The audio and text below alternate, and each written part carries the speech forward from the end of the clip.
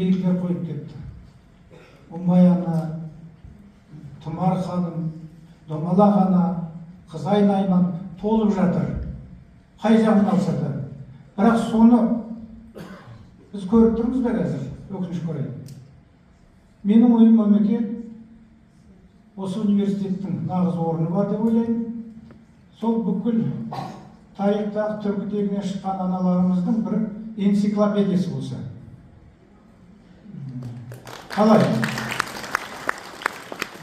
Ол энциклопедияны бүкіл аналарымыздың энциклопедиясы болса, бізде түркі тегінен шыққан 220 миллион халық бар. Барлығына керек болатын болса. Жақсы болар еді. Егер бүгінгі университеттің конференцияның шешіміне кіретін болса, осында тарихшылар отыр міне. Жазатын да, шәкірттері де бар, доктор, PhD, әйтпесе магистрлер бар.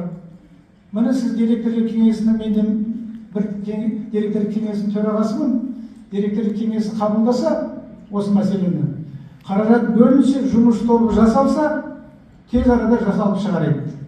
Бұл үлкен, бұлай айтқанда, тек Қазақстан емес, түркі дүниесіне резонанс береді деген ойым бар.